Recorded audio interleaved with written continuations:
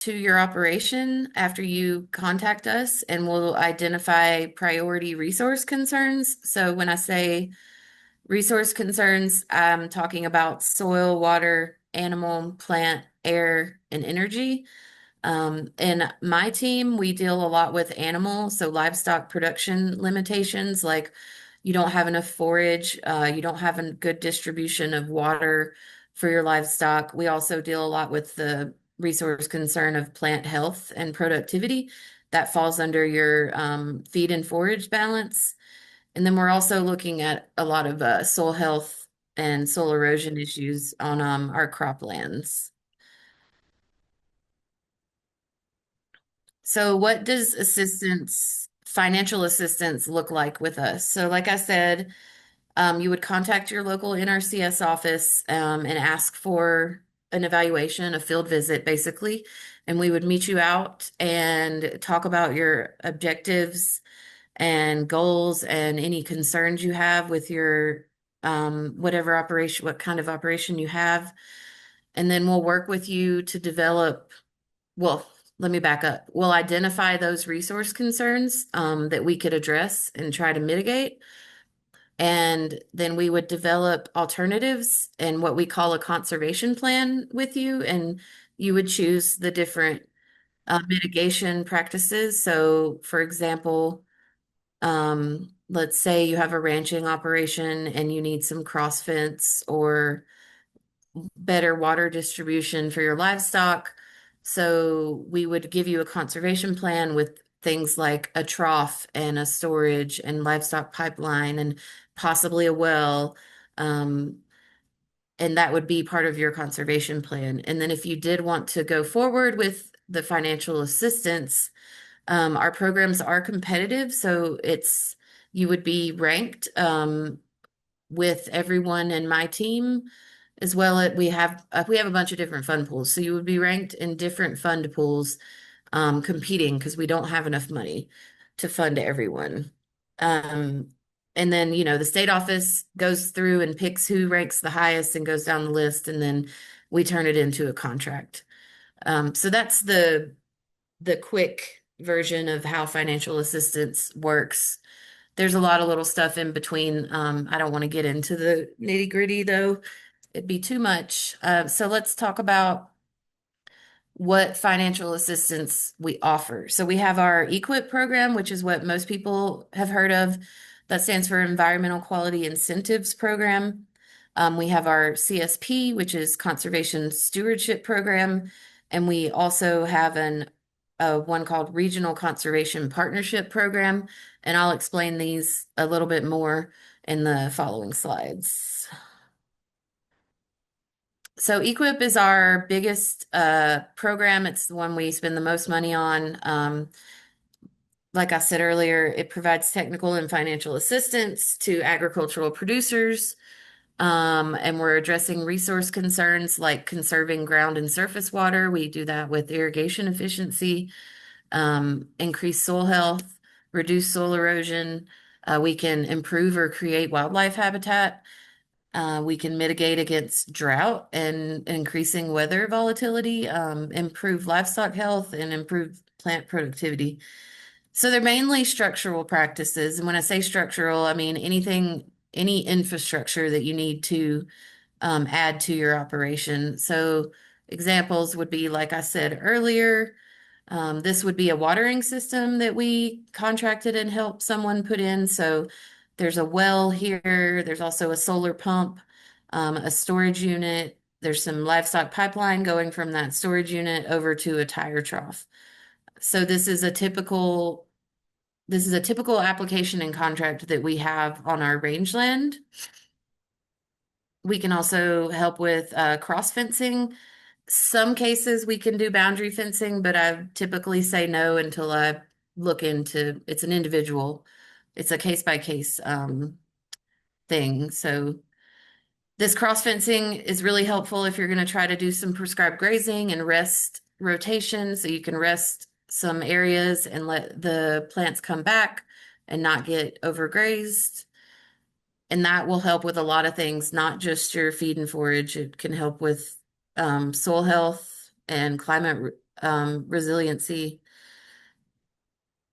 And then here's some structural things that we could do on cropland. So we do help with high tunnels.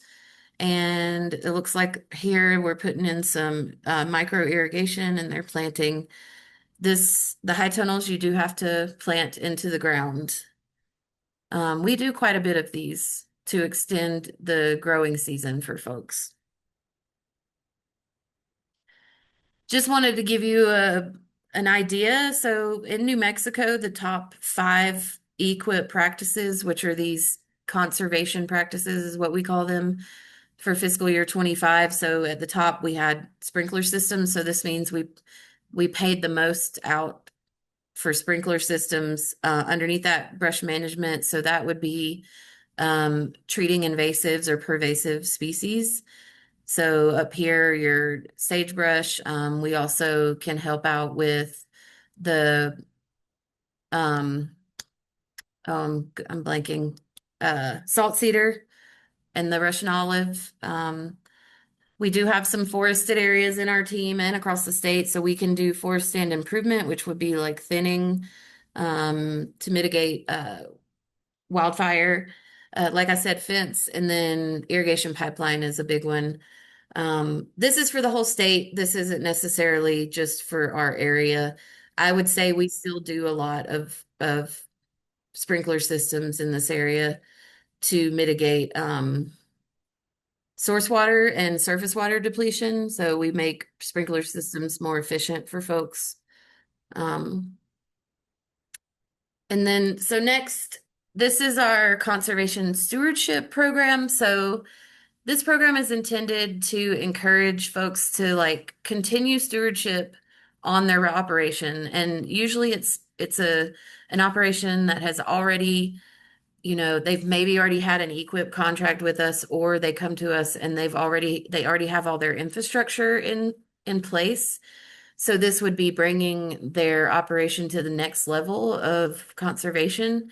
It's a lot of management activities. So some prescribed grazing, we do upland wildlife habitat management, irrigation water management, forage harvest management. And this is participants earn a payment annually for like their conservation performance. So you start out with a benchmark at the time of your application, and you have to be able to show that you have heightened your stewardship level. So each year you have to do just a little bit more is kind of how we look at it. And it just, incentivizes folks to just continue with conservation even after they've gotten help with their structural activities. Prescribed grazing is probably the biggest thing it's definitely the biggest thing that we do under CSP. These are just examples of the types of job sheets that we give to our producers. So for example, we require monitoring of the key species out on the range. So that we ask that producers turn in their monitoring records, and they can't go over 40% grazed. So 40% utilization. There's the old adage like take half, leave half. Our standard in specs is 40%, not 50%. And then we also help with grazing schedules and help people figure out their AUMs and if they have enough forage for the livestock that they have, and if they need to adjust numbers or figure out a new rotation. So we're also able to, in the last year or two, we can do prescribed grazing with virtual fencing now. This is a picture of one of my colleagues. His family uses the virtual fencing. So those are his family's cattle with the Gallagher collars on there. And on the right, that's what he has on his cell phone. So he can track where they are and also see where his virtual fencing is. So we're able, if you do get a contract with us for virtual fencing, we have a payment item that helps you get started because it's really expensive to buy all the collars and the subscription that you have to do yearly. So that's a big thing. We don't have a ton of people doing it yet under Equip, but I think it's gonna catch on. Um, and if you were at Livestock Days, I learned so it used to be that you either had to have self-service or you had to use towers, but now they're what's that company? Halter is doing it with satellites, which is really good for a lot of our area because there's not a lot of cell service, and then if you have to put towers up, um, they're expensive, and you would need some places would need a lot, and our help wouldn't even cover it. So that's something that I'm excited about. Hopefully we can get some people doing this and maybe have some field days or something to show how it works. Um, And then lastly, we have our regional conservation partnership program.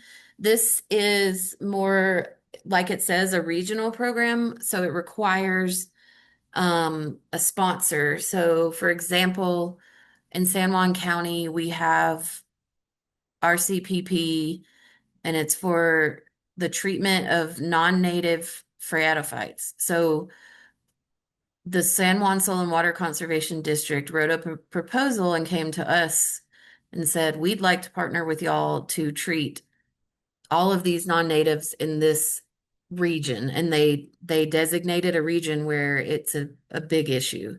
So it's a program that you have to have a partner, and then you sign up individual folks that are in that region. So we've been able to do a lot of treatment, and a lot of replanting of native and critical area planting species. So it can be anybody, it can be a state or local government, a tribe, a farmer cooperative, a water irrigation district, conservation districts. Um, if anybody's interested in that, I can send the contact for that at the end. We currently have 6 of those agreements across the state. Um, let's see. So I just put this up again, but I have one more thing that came up right before the meeting started, and I didn't get to put it in my PowerPoint. Let me go to it. Okay, can y'all see that? I'm gonna assume yes. So Uh, USDA, you can? I still see the map. I see Okay, the hold on. NRCS service level. Oh, I Interesting. just see that. Oh, there. Now I do. Okay.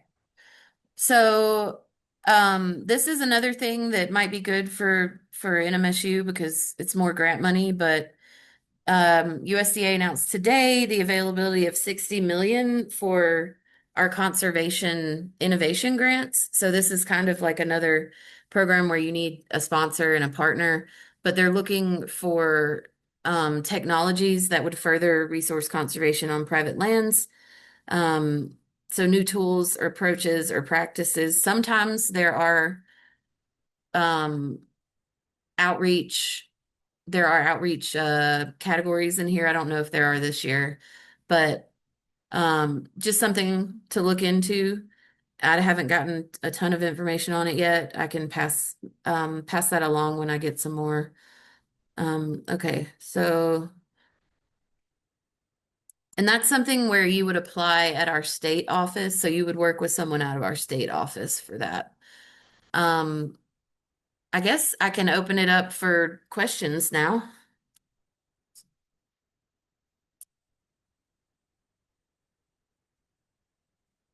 Anybody have any questions about the type of services? Any resource concerns? Um, Anybody identify any resource concerns that they might have a project for that NRCS could help them with? Mm. Hi, I'm Victoria Begay, and I had a question. I had previously been approved for a high tunnel, and right around the time when I was approved, COVID was in our community. So I had no idea what was going to take place, so I pretty much told a local office that I'm not going to proceed because I don't know what's going to happen or what we're going. So I cancel it. So is that something that will I be penalized if I was to reapply? No, no, you can reapply and we don't penalize anyone for any of that. That's out of your control. And even if it was, we wouldn't. Um, yeah, come on in. Or where are you located? I am in Arizona in St. Okay. Michael's. Okay, so you can just go talk to them and definitely reapply again. We take applications year round. Right now, we're contracting for this year. But if you wanted to turn in an application, it would be considered for fiscal year 27. And typically the deadline for the next year is sometime in early November. So you've got some time to get an application in for next year. Okay, thank you. My second question is I wanted to know if you offer anything for beekeepers. I'm a New Mexico certified beekeeper. So the the simple answer to that is we do some pollinator planting. So we have conservation practices that revolve around that. So like hedgerows, just a straight up just pollinator planting. It depends on your operation, but yeah, that's definitely something we can look into. Okay, thank you. Yeah. Um, Good evening, everybody. Again, my name is Terrell Yazi. I'm with Navajo Sustainable Agriculture Project, also known short as NSA Project. Our program is funded by the USDA Outreach and Assistance for Native American Farmers, Ranchers, and Veteran Farmers and Ranchers Program. At Navajo Sustainable Agriculture, or NSA, our goal is to support producers by providing resources that help them improve their operations, profitability, and sustainability. So we do that by delivering in-person workshops. So go ahead and we do that by providing in-person workshops, webinars such as the one you're attending currently that inform our producers and fill their needs. This is based on feedback that we gather from each session of the in-person workshops that we hold. And some of our recent workshops have included livestock record keeping, livestock first aid, food preservation, and to add to the list is rangeland management. Um, we are fortunate to partner with the Dene College Land Grant Office and our New Mexico State University County Extension Service Specialist. They play a crucial role in helping us develop these agricultural resources for our producers. So another essential goal of ours is to help increase producers' knowledge of USDA programs. Many of you already are familiar with NRCS and the FSA programs, such as the Forward Drought Loan Assistance and Crop Disaster Assistance. Through our virtual resource fairs, we give USDA local fields offices the platform to share their details so ranchers and farmers can learn how to access support that aligns with their needs and help fund their projects and meet their farming and or ranch goals. Some of these goals are applying for the EQIP program through NRCS and drought loss assistance through FSA. Okay, let me just get on to the next slide. We are also proud to offer conservation planning program assistance in collaboration with Dene College Land Grant Office, our project resource specialist, Ms. Shirley Toth, and several other resource technicians work with ranchers and farmers throughout the eastern and northern Navajo agencies, helping them develop conservation plans. If you need assistance with this, feel free to reach out to us at nsaproject at newmexicostate.edu. And we'd be glad to help. I can also provide more details about this at the end of tonight's presentation. So lastly, we also focus on local fresh food production in the areas we serve, which are McKinley County, San Juan's, Cibola counties. With our garden project, we collaborate with experts from COPE, LGO, New Mexico State county extension services, which you see at the bottom of the page, which are some of our partners. You might recognize some names from our virtual content, like Ms. Palmer from COPE, who led sessions on food preservation and gardening planning, and Dr. Walker from New Mexico State, who presented on spring vegetable planting gardening. Overall, we are happy to share more in-person workshops tailored to gardening and crops. Simply, we share with we would like your feedback after this webinar, and hopefully next year we get to have presenters that meet your needs. With that being said, let's start our presentation this evening.